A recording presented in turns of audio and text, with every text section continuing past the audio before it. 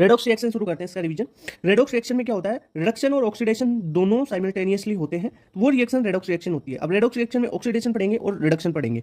Oxidation किसे कहते हैं, एडिशन ऑफ ऑक्सीजन या रिमूवल ऑफ हाइड्रोजन हो।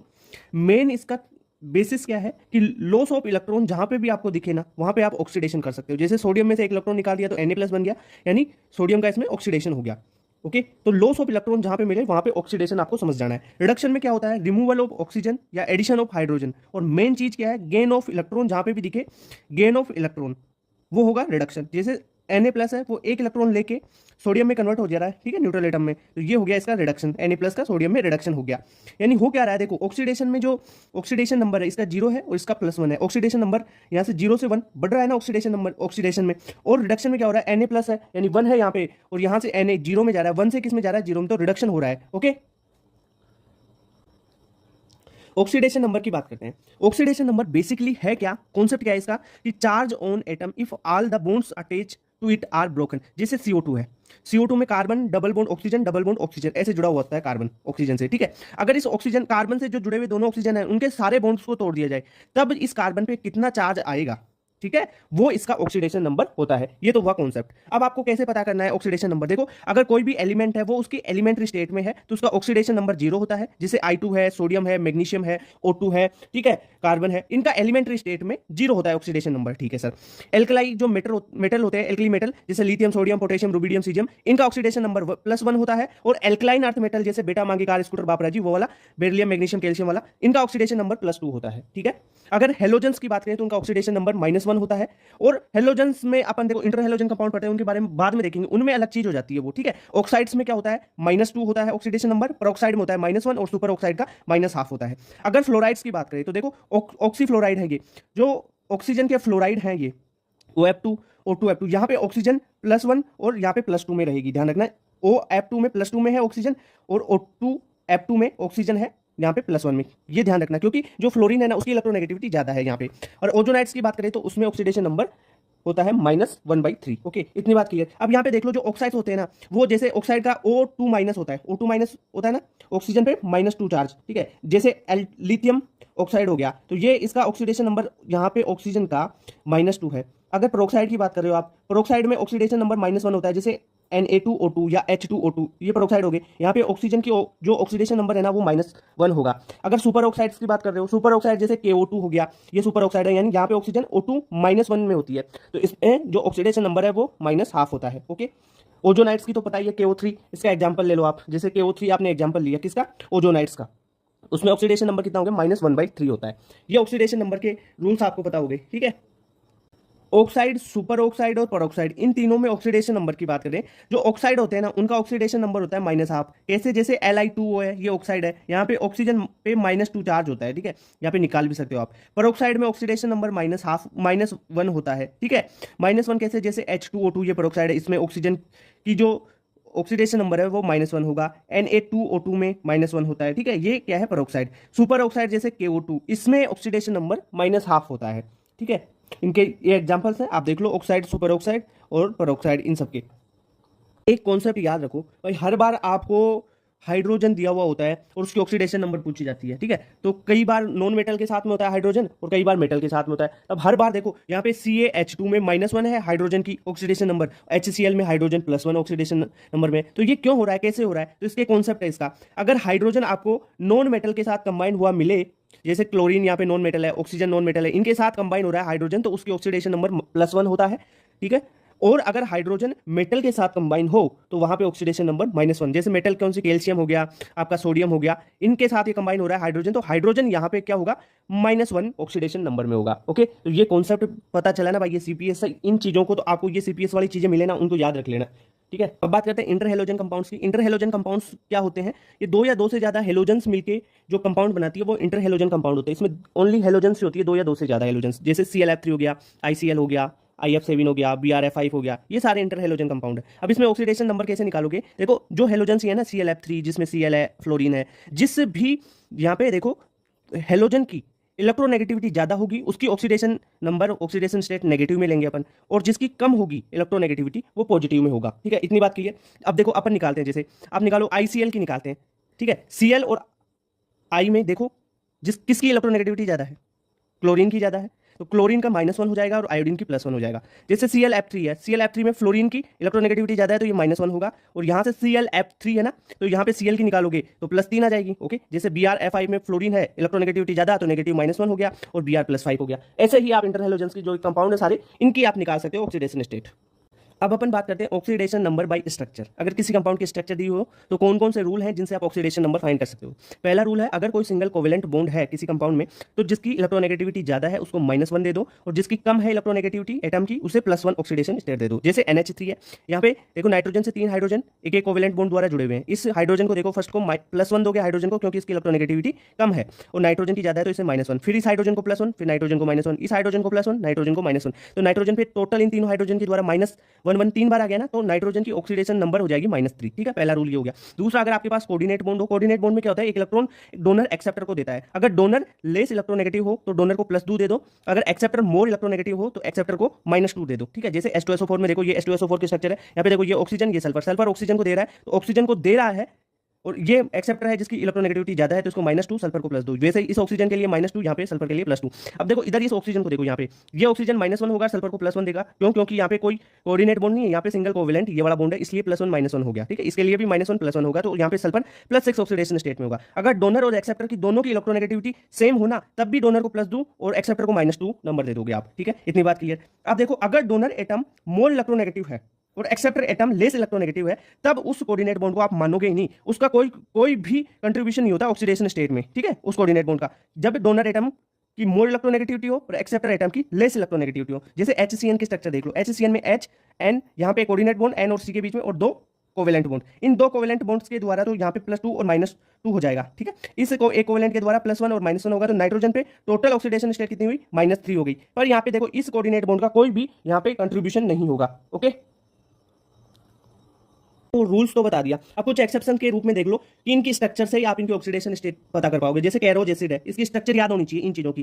कैरोज एसिड की स्ट्रक्चर देख लो, H2SO5 की, सल्फर से एक कोऑर्डिनेट बॉन्ड, ये दूसरा कोऑर्डिनेट बॉन्ड ऑक्सीजन के साथ में, और बाकी कोवेलेंट बॉन्ड है। तो सल्फर यहाँ पे देखो एक ही पेरोक्साइड बॉन्ड भी है। स्ट्रक्चर को ध्यान से देखो, स्ट्रक्चर में आपको पूछा भी जा सकता है कि कितने पेरोक्साइड बॉन्ड है। ये देखो ऑक्सीजन ऑक्सीजन के बीच बॉन्ड है तो पेरोक्साइड बॉन्ड है।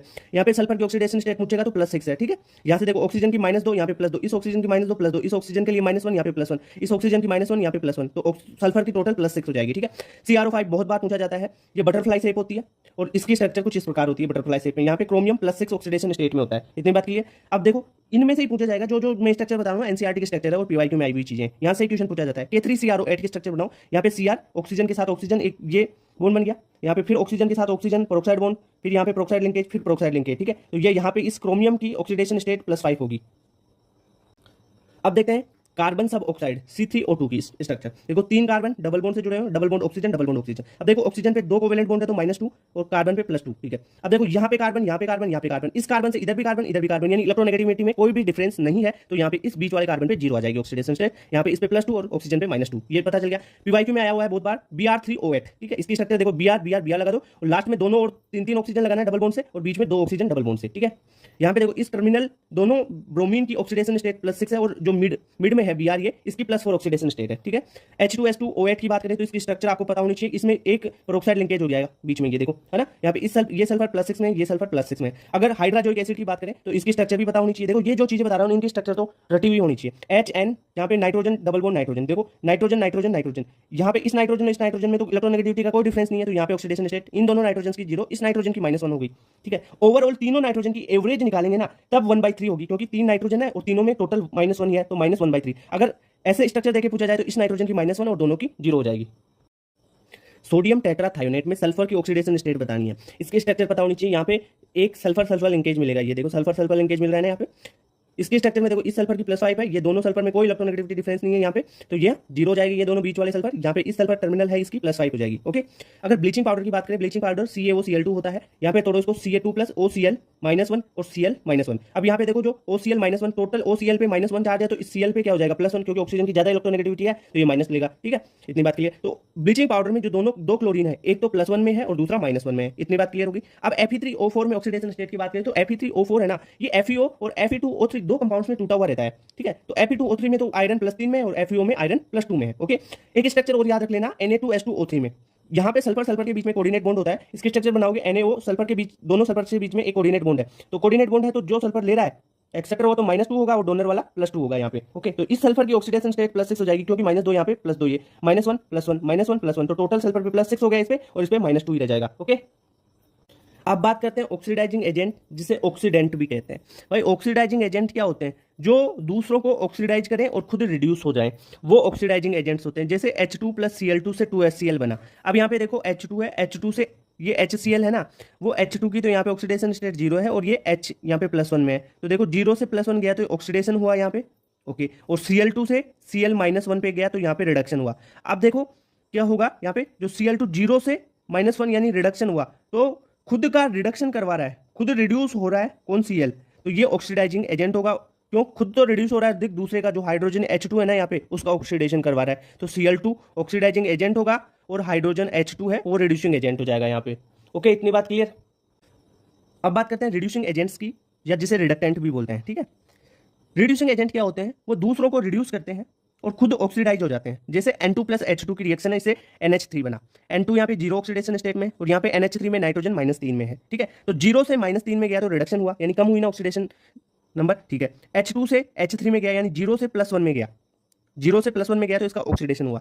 अब जो दूसरों को रिड्यूस करता है खुद ऑक्सीडाइज हो जाता है, यानी ऑक्सीडाइज इटसेल्फ, खुद ऑक्सीडाइज होगा, वो रिड्यूसिंग एजेंट होगा। अब यहाँ पे खुद ऑक्सीडाइज कौन सा हो रहा है? जो यहाँ पे हाइड्रोजन को देखो, खुद का ऑक्सीडेशन हो रहा है, खुद ऑक्सीडाइज हो रहा है, और जो N2 है उसको ये रिड्यूस कर रहा है, तो N2 का तो रिडक्शन हो रहा है। N2 को रिड्यूस कौन कर रहा है? H2, तो H2 क्या है यहाँ पे? रिड्यूसिंग एजेंट है, और N2 क्या है यहाँ पे? ऑक्सीडाइजिंग एजेंट, क्योंकि N2 का तो क्या हो रहा है यहाँ पे? रिडक्शन, तो ये दूसरे को ऑक्सीडेशन करवा रहा है, तो इस प्रकार N2 ऑक्सीडाइजिंग एजेंट है और H2 रिड्यूसिंग एजेंट है यहाँ पे। टाइप्स ऑफ रेडॉक्स रिएक्शन की बात करते हैं।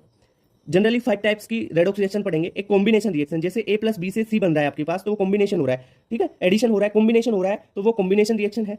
डिकम्पोजिशन की बात करें तो C से A + B बन रहा है, यानी डिकम्पोज हो रही है कोई रिएक्शन, तो वो डिकम्पोजिशन रिएक्शन होगी। डिस्प्लेसमेंट रिएक्शन, जैसे जिंक + CuSO4 से कॉपर + जिंक SO4 बना, यानी जिंक + CuSO4 लेंगे आप, तो ये यहाँ पे देखो जिंक है ना, इस कॉपर को डिस्प्लेस कर देगा, जिंक SO4 के साथ खुद आ जाएगा और कॉपर को अलग भेज देगा, तो कॉपर + जिंक SO4 बन गया, तो ये डिस्प्लेसमेंट रिएक्शन हो गई। यहाँ पे मेन रिएक्शन आती है आपकी डिस्प्रपोर्शनेशन रिएक्शन। डिस्प्रपोर्शनेशन रिएक्शन क्या होती है? ये ऐसी रेडॉक्स रिएक्शन है जिसमें सेम सब्सटेंस ऑक्सीडाइज भी होता है और सेम वही सब्सटेंस रिड्यूस भी होता है। जैसे H2O2 है, यहाँ पे ऑक्सीजन को देखो, ऑक्सीजन का एक बार तो H2O के रूप में रिडक्शन हो रहा है, और इसी O2 का यहाँ पे देखो O2 नेचुरल ये बन रहा है ना O2, इसके रूप में ऑक्सीडेशन भी हो रहा है, तो यहाँ पे डिस्प्रपोर्शनेशन रिएक्शन होगी। इसके बारे में डिटेल से अपन आगे पढ़ेंगे। ठीक है, अगर इस डिस्प्रपोर्शनेशन रिएक्शन का रिवर्स कर दिया जाए तो उसे कंप्रपोर्शनेशन रिएक्शन कहते हैं। जैसे O2 से H2O, O2 + H2O से H2O2 बन गया, यानी जो डिस्प्रपोर्शनेशन रिएक्शन है उसका रिवर्स ही कंप्रपोर्शनेशन रिएक्शन होगा। इसके बारे में भी अपन आगे डिटेल में पढ़ेंगे। डिस्प्रपोर्शनेशन रिएक्शन ऐसी रेडॉक्स रिएक्शन जिसमें किसी एक सब्सटेंस का ऑक्सीडेशन भी हो और उसी सब्सटेंस का रिडक्शन भी हो, यानी same substance is oxidise as well as reduce. अब देखो जैसे H2O2 है, इससे H2O + O2 बना।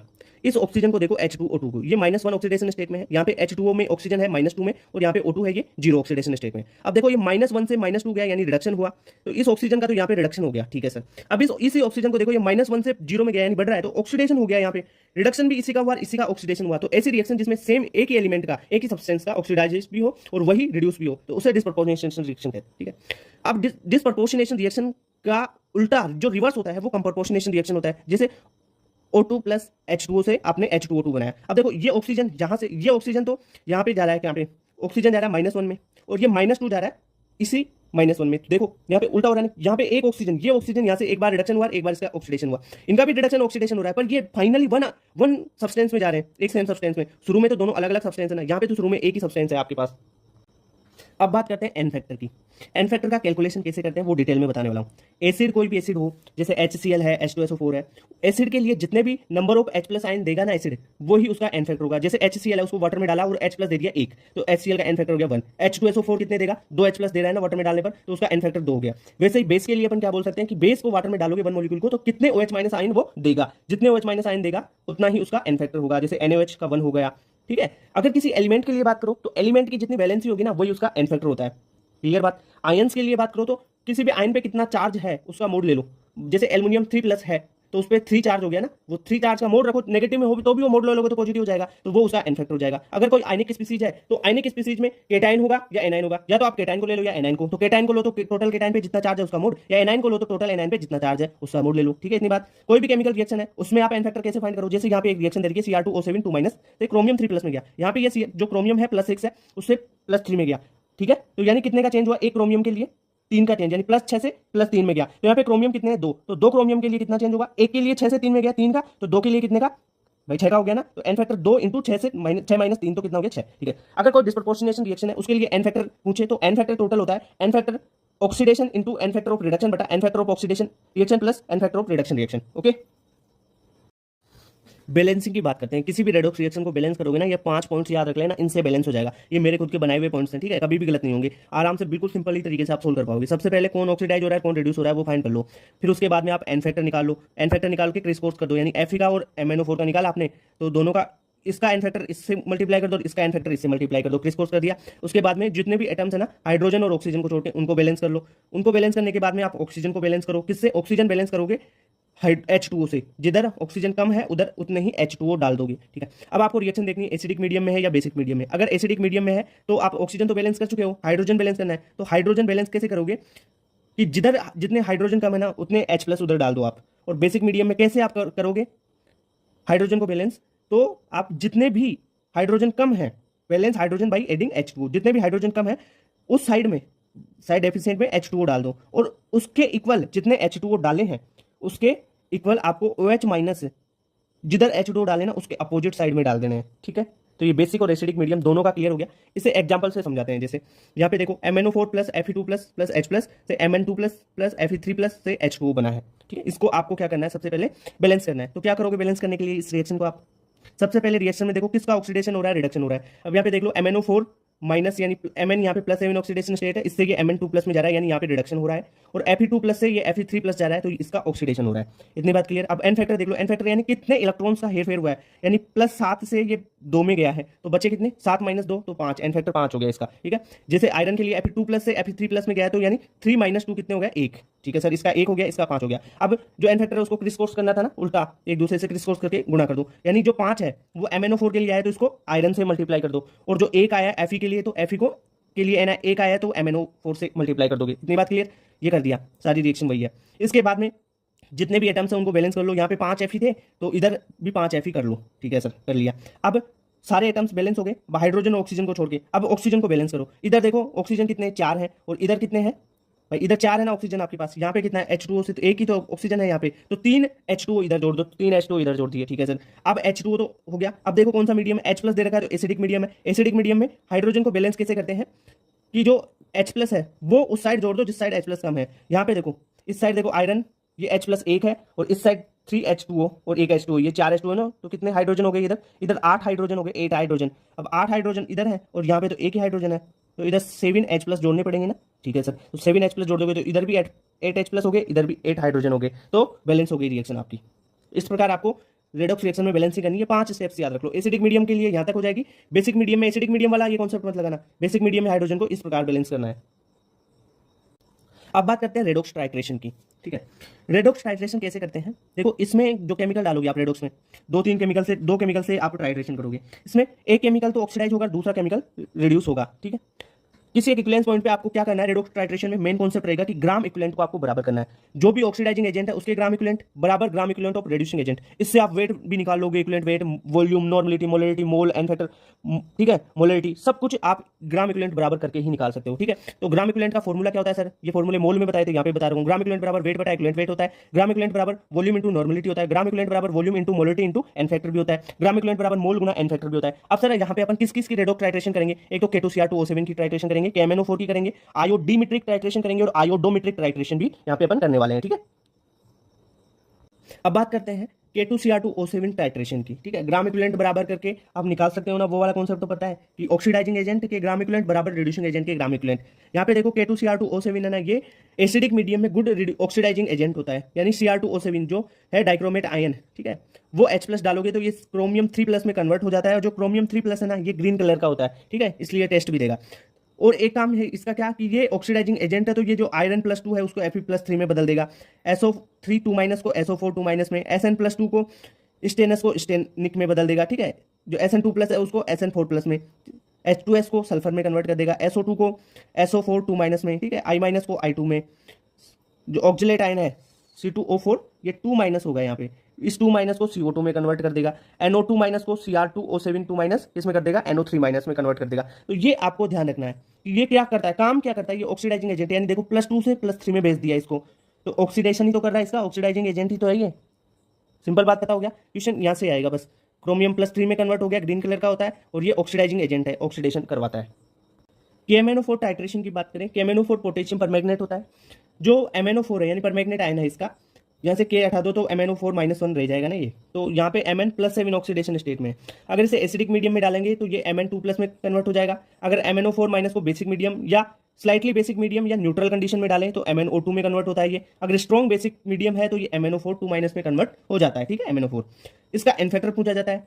जो अगर एसिडिक मीडियम में MnO4 का जो एन फैक्टर है वो +5 होता है, बेसिक या न्यूट्रल मीडियम में 3 होता है, और स्ट्रॉन्ग बेसिक मीडियम में 1 होता है। ये जो KMnO4 है ना, ये भी भाई ऑक्सीडाइजिंग एजेंट है, ये Fe2+ को Fe3+ में कन्वर्ट कर देता है। वही जो काम आपका K2Cr2O7 कर रहा था ना, वही सारे काम यही करता है, ये भी करता है, ठीक है। तो ध्यान रखना, जैसे K2Cr2O7 में अपन ने ये सारी चीजें पढ़ी थी, ठीक है, ऑक्सीडाइजिंग एजेंट ये सारे काम करता है, वैसे ये भी वही सारे ऑक्सीडेशन करता है।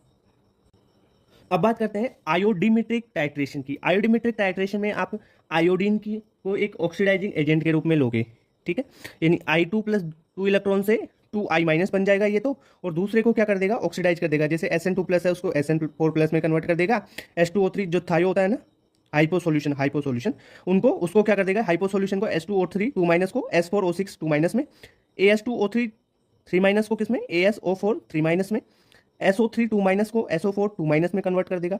ये आयोडीमेट्रिक में आप क्या करोगे, आयोडीन को I2 को ऑक्सीडाइजिंग एजेंट के रूप में काम करोगे। और जो आयोडोमेट्रिक होती है, देखो आयोडोमेट्रिक टाइट्रेशन में जो I- आयोडाइड माइनस आयन है, आयोडाइड आयन है, उसको एक रिड्यूसिंग एजेंट के रूप में काम करवाओगे, ठीक है। जैसे O3 से O3+ I- से O2+ I2 कन्वर्ट हो गया, यानी इसका रिड्यूसिंग एजेंट के रूप में I- यहाँ पे काम कर रहा है, ओके।